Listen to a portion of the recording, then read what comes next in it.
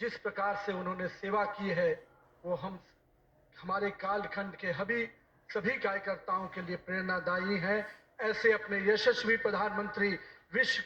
के लोकप्रिय नेता श्री नरेंद्र मोदी जी का मैं सबसे प्रथम अभिवादन करता हूं कि 140 करोड़ जनता आपके इस सेवा भाव से हमेशा आपका अभिनंदन करना चाहती है। हमारे बीच में भारतीय जनता पार्टी के पूर्व के राष्ट्रीय अध्यक्ष, वर्तमान में भारत सरकार के रक्षा मंत्री आदरणीय श्री राजनाथ सिंह जी, भारतीय जनता पार्टी के पूर्व के अध्यक्ष और हमारे गृह मंत्री आदरणीय श्री अमित शाह जी, और मैं जिस शख्सियत को सबसे पहले आज के इस अवसर पर जरूर प्रणाम करना चाहता हूं और नमन करता हूं, अभिनंदन करता हूं, अपने निवर्तमान अध्यक्ष और भारत सरकार के केंद्रीय स्वास्थ्य मंत्री आदरणीय जेपी नड्डा जी को, हमारे पूर्व राष्ट्रीय अध्यक्ष और देश में सड़क परिवहन और राज्य मार्ग मंत्री के रूप में अपना अलग छवि बनाने वाले आदरणीय नितिन गडकरी जी, भारतीय जनता पार्टी के सभी संसदीय बोर्ड के सदस्यगण, राष्ट्रीय संगठन महामंत्री बीएल संतोष जी, और जिन्होंने इस पूरी चुनाव प्रक्रिया को और हम कह सकते इस संगठन पर्व को नेतृत्व दिया, वैसे अपने के लक्ष्मण जी, सभी राज्यों के माननीय मुख्यमंत्रीगण, हमारे सभी केंद्रीय मंत्रीगण, माननीय उप मुख्यमंत्रीगण, भारतीय जनता पार्टी के सभी राष्ट्रीय पदाधिकारीगण, सभी प्रदेशों से आए हुए हमारे माननीय प्रदेश अध्यक्षगण, माननीय संगठन महामंत्रीगण और हमारे सभी इस राष्ट्रीय परिषद के जो हमारे नुमाइंदे प्रतिनिधि यहाँ उपस्थित हुए हैं, मैं उन सभी को का अभिनंदन करता हूं और साथ ही साथ देश भर के सभी कार्यकर्ताओं को और यहाँ पर उपस्थित सभी कार्यकर्ता भाइयों को भी बहुत बहुत अभिनंदन और धन्यवाद करता हूं। आज मैं सर्वप्रथम हृदय की गहराइयों से आप सबका आभार व्यक्त करता हूं जो हमारे मंच पर शीर्ष पर बैठे हैं, हमारा शीर्ष नेतृत्व और यहाँ पर बैठा हुआ पार्टी का वैसा नेतृत्व जिसने हर बूथ तक भाजपा के विस्तार में योगदान दिया है। आपने मुझ जैसे सामान्य कार्यकर्ता को पार्टी का इस सर्वोच्च पद तक पहुंचाने का अवसर दिया है, मैं इसके लिए आप सभी को प्रणाम करता हूं। माननीय आदरणीय प्रधानमंत्री जी, मैं हृदय से आपका आभार व्यक्त इसलिए करता हूं क्योंकि हम लोग ने हमेशा दूर से ही एक कार्यकर्ता के रूप में किस प्रकार से आप देश सेवा का काम लगातार कर रहे हैं, हमने हमेशा देखा कि जब पहली बार मैं गुजरात के आनंद में आपके साथ एक कार्यक्रम में शिरकत किया था, मुझे याद है मैं उस समय राष्ट्रीय महामंत्री था और मैंने कहा जब आपको उस समय सद्भावना मिशन के कार्यक्रम में एक एक व्यक्ति को सुनते देखा और जब कार्यक्रम की समाप्ति के बाद आपने अपना ग्रीन रूम में हम लोग से जब बातचीत किया तो किस भाव से वो इतने बड़ी संख्या में गुजरात के लोग आते क्यों हैं, आपने हम वहां पर बैठे हुए लोगों को समझाया कि ये व्यक्ति, ये जो इतने लोग आते हैं, ये केवल हमसे गुजरात की जो भावना जुड़ी है, जो विकास की भावना गुजरात को हमने अपने साथ जोड़ा है, इसके कारण इतने लोग आते हैं। मैंने उस दिन समझा कि एक व्यक्ति बड़ा तब बनता है जब लोगों की भावनाओं से अपने आप को जोड़ता है। मैं इसके लिए आज आपका इसलिए भी अभिनंदन करता हूं क्योंकि आपके कार्यकाल में मैंने देखा कि जो भाजपा की सोच रही है सर्वव्यापी और सर्वस्पर्शी, आपने उस सोच के साथ काम किया। आपने जो मूल मंत्र दिया, सबका साथ, सबका विकास, सबका विश्वास, सबका प्रयास, आज देश का हर पूरा जनमानस उसके साथ अपने आप को जोड़कर देख रहा है। मैं आज इस अवसर पर पुनः पूरे आदर और सम्मान के साथ अपने निवर्तमान अध्यक्ष जेपी नड्डा जी का अभिनंदन करता हूं, इसलिए कि पिछले कार्यकाल में मैंने देखा कि किस प्रकार से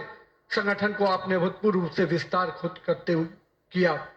साथ ही साथ कार्यकर्ता आधारित कैसे राजनीति हो इसको आपने बढ़ाया। और अभी बहुत बड़ी बात हम लोग सब लोगों ने देखा, जिस कोरोना कालखंड में एक एक व्यक्ति अपने घर के अंदर महफूज हो रहा था, उस समय सेवा के उस परंपरा को, सेवा की संस्कृति को आपने जिस प्रकार से समाज में भाजपा कार्यकर्ताओं से आह्वान किया कि आप जाइए, आगे बढ़िए और सेवा के भाव से इस देश में कोरोना कालखंड में लोगों की सेवा कीजिए। पूरा संगठन आपके साथ खड़ा रहा। माननीय प्रधानमंत्री जी का जो निर्देश था उसको आपने जिस तरीके से लागू किया वो हम सब कार्यकर्ताओं के लिए अनुकरणीय हुआ। और मैं इसलिए उस समय को याद करता हूं कि जब विपक्ष के लोग घर में दुबके थे और भाजपा कार्यकर्ता हर काल कोरोना के पीड़ितों की सेवा में लगा था, वो कहीं ना कहीं माननीय प्रधानमंत्री जी का यशस्वी नेतृत्व था, आपका मार्गदर्शन था, तभी हम उस कालखंड से, उस आपदा से निकलकर बाहर आ पाए। मैं आज इस अवसर पर पार्टी के अपने पूर्व के सभी राष्ट्रीय अध्यक्ष को स्मरण भी करता हूं और हमारे कई राष्ट्रीय अध्यक्ष जो यहां पर बैठे हैं मैं उनका भी अभिवादन करता हूं। मैं देखा हूं 2006 में मैं पहली बार जब विधायक बना, उस कालखंड से लेकर किस प्रकार माननीय हमारे पूर्व के राष्ट्रीय अध्यक्ष राजनाथ सिंह जी ने पार्टी के कामों को हमेशा हर कार्यकर्ता से जुड़ने का प्रयास किया। मैंने जब नितिन गडकरी जी को देखा तो मैंने देखा कि किस प्रकार से संगठन के हर मोर्चा और सेल को उन्होंने गढ़ने का काम किया। और मैंने जब गृह मंत्री जी को राष्ट्रीय अध्यक्ष के रूप में देखा तो बूथ तक के कार्यकर्ताओं की चिंता करते हुए मैंने उनको देखा। मैंने उनको इस रूप में देखा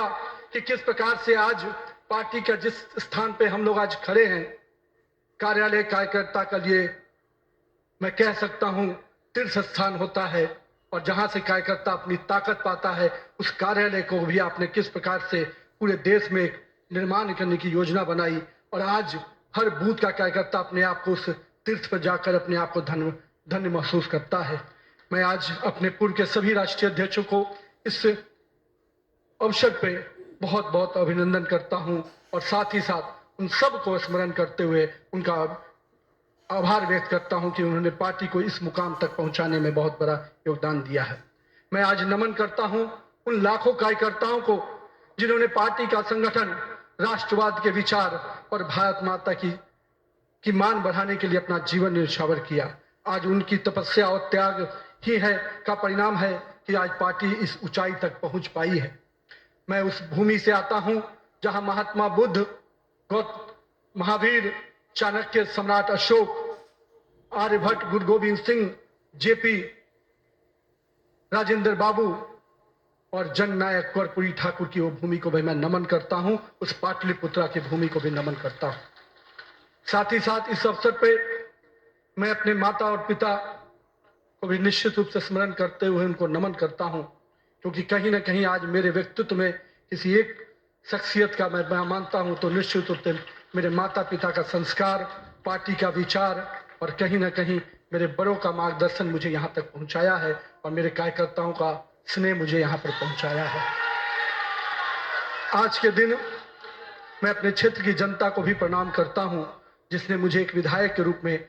चुना जरूर, पर संगठन ने मुझे जिस प्रकार से गढ़ने का काम किया, आज मैं इसी कारण से उस जनता के आशीर्वाद और पार्टी के मार्गदर्शन के कारण यहाँ तक पहुँच पाया हूँ। आज का क्षण मेरे लिए संकल्प का क्षण है। आज सिर्फ एक पद को धारण नहीं कर रहा हूँ, मैं पार्टी के इस विचार को, परंपराओं को, एक राष्ट्रवादी आंदोलन की जिम्मेदारी को स्वीकार कर रहा हूँ। और मैं इस अवसर पर साथ अपने सभी वरिष्ठ कार्यकर्ताओं को भी प्रणाम करता हूँ। साथियों, हम लोगों ने देखा है श्यामा प्रसाद मुखर्जी जी का प्रखर राष्ट्रवाद किस प्रकार से हमारे हर कार्यकर्ताओं के मन में बसा हुआ है। पंडित दीनदयाल जी के उपाध्याय के अंत्योदय और माननीय स्वर्गीय अपने सदैव भारत रत्न अटल बिहारी वाजपेयी जी का सुशासन की राजनीति, आज माननीय प्रधानमंत्री जी उसको आत्मसात करते हुए विकसित भारत की परिकल्पना हम सबके सामने रखी है। और आज 140 करोड़ भारतवासी अपने आप को इस विकसित भारत के सपने के साथ जोड़कर देश को आगे बढ़ाने में लगा है। मैं इसके लिए तहे दिल से माननीय प्रधानमंत्री जी का आभार व्यक्त करता हूँ। अभी माननीय प्रधानमंत्री जी अपने संबोधन में बता रहे थे किस प्रकार से अंत्योदय की योजनाओं को उन्होंने नीचे उतारा है। जल जीवन मिशन ही नहीं, हम महिलाओं को 11 करोड़ शौचालय की योजना को भी याद करना चाहेंगे। किस प्रकार से महिलाओं का सम्मान बढ़ा, 13 करोड़ 4 करोड़ लोगों को पक्के मकान मिले, 42 करोड़ लोगों को आयुष्मान भारत, 56 करोड़ लोगों के जनधन खाते खुले। मुझे आज भी याद है जब जनधन खाता खोलाने की बात हो रही थी तो कई लोग देश में, जब हम भाजपा के लोग इसको आगे बढ़ा रहे थे तो लोग हमारा मजाक उड़ा रहे थे। और मैं आज भी मानता हूं, गरीब के खाते में अगर 1 रुपया दिल्ली से चलता है तो 1 रुपया अगर गरीब के खाते में पहुंच पाता है तो ये कहीं ना कहीं उस जनधन खाते का वरदान के रूप में मैं देखता हूं। मैं आज के दिन माननीय प्रधानमंत्री जी के इस सबके साथ और सबके विकास के इस नारे को फलीभूत होता देख रहा हूं। हम लोगों ने लंबे समय से कुछ नारे को, भाजपा के कार्यकर्ता, हमारे जनसंकाल के कार्यकर्ता लगातार कुछ नारे को गढ़ते थे। रामलल्ला हम आएंगे, मंदिर वहीं बनाएंगे, जहां हुए बलिदान मुखर्जी वो कश्मीर हमारा है, एक देश में 2 विधान 2 प्रधान 2 निशान नहीं चलेगा। साथियों, आज भाजपा के कार्यकर्ताओं ने वो कालखंड देखा जब अयोध्या का भव्य राम मंदिर का मार्ग प्रशस्त हुआ। आज जम्मू कश्मीर की जनता ने 370 धारा से मुक्ति का दौर देखा। आज सांस्कृतिक व राष्ट्रवाद की विचारें और मजबूत हो रही हैं। साथियों, मुझे याद है अब वो समय जब हम लोग आज श्रीनगर के लाल चौक पर तिरंगा लहराते देखते हैं तो गर्व की अनुभूति होती है। हमने वो दौर भी देखा था जब पाकिस्तान के झंडे लहरा रहे थे और दिल्ली की सरकार बैठकर मौन बैठी थी उस समय, क्योंकि वो समय हम लोगों ने युवा मोर्चे के कालखंड में काम करने का जब मौका मिला था तो हमने देखा था उस समय जब माननीय प्रधानमंत्री जी उस कालखंड से 370 को समाप्ति किए तो कहीं ना कहीं पूरे कश्मीर की फिजा बदली है और आज कश्मीर का लाल चौक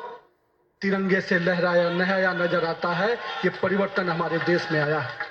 साथियों, हम भारतीय जनता पार्टी के उस समान राजनीतिक दल नहीं जिसके लिए हम काम करते हैं, हम उस विचार के साथ काम करते हैं जिस विचार से हम राजनीतिक अभिव्यक्ति के साथ साथ उस नारे के साथ काम करते हैं जहां राष्ट्र प्रथम के नारे, नेशन फर्स्ट, पार्टी नेक्स्ट और सेल्फ लास्ट, माननीय प्रधानमंत्री जी ने इस नारे के साथ हम लोग को जोड़ा है, हमारे नेतृत्वकर्ता ने हमें जोड़ा है और हम सबके लिए ये प्राथमिकता होनी चाहिए कि हम राष्ट्र के आगे रखकर ही अपने कामों को आगे बढ़ाएं। साथियों, हम अपने नेतृत्वकर्ता के संघर्ष और बलिदान से सीखने की आवश्यकता है। ये हम वैसे राजनीतिक दल के लोग हैं जहां राजनीतिक सत्ता नहीं साधना है, राजनीतिक भोग नहीं त्याग है, राजनीतिक ऐशो आराम नहीं तपस्या है, राजनीतिक कोई पदभार नहीं उत्तरदायित्व है। तो आइए हम सब कार्यकर्ता इस संकल्प के साथ अपने नेतृत्वकर्ता के इस परिश्रम और पुरुषार्थ के साथ अपने आप को जोड़े। मेरे प्रिय कार्यकर्ता साथियों, यदि भाजपा आज विश्व की सबसे बड़ी राजनीतिक दल बनी है तो इसका मुख्य कारण हमारा प्रेरणादायी नेतृत्व है, हमारा विचारधारा है और हमारे लाखों कार्यकर्ताओं का मेहनत है। वो कार्यकर्ता जो बिना फोकस में आए अनवरत काम करता है, वो कार्यकर्ता जो कठिन से कठिन परिस्थिति में भी भारत का ध्वज झुकने नहीं देता है, वो कार्यकर्ता जो सीना ठोक के कहता है तेरा वैभव अमर रहे मां, हम दिन चार रहे न रहे। आइए इस भारत की कल्पना को जो माननीय प्रधानमंत्री नरेंद्र मोदी के नेतृत्व में लगातार हम आगे बढ़ रहे हैं, आज हम भी उस परिकल्पना के साथ अपने आप को जोड़ें। हमारे नेताओं कार्यकर्ताओं का परिश्रम ही है जो आज हम यहां तक पहुंचे हैं, लेकिन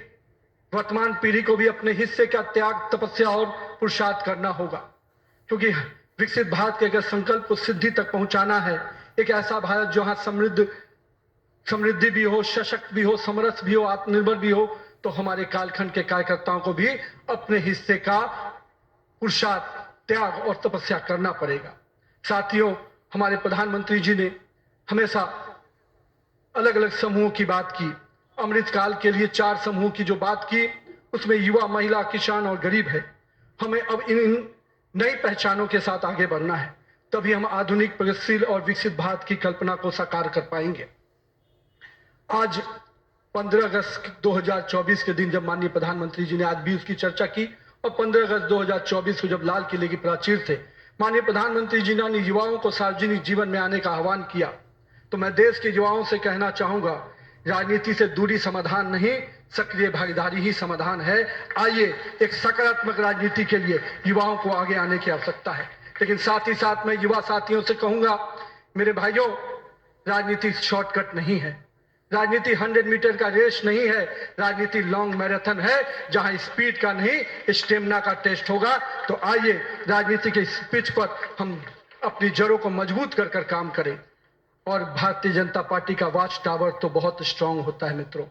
इसलिए आप अपने बूथ में निरंतर रूप से काम करते रहिए, अपने मंडल में काम करते रहिए। भाजपा का वॉच टावर, भाजपा का केंद्रीय नेतृत्व इतना मजबूती तरीके से हर पारी पे नजर रखता है, कहीं ना कहीं आपको भी उस मुकाम तक पहुंचाएगा। साथियों, आज जब भारतीय जनता पार्टी के कार्यकर्ता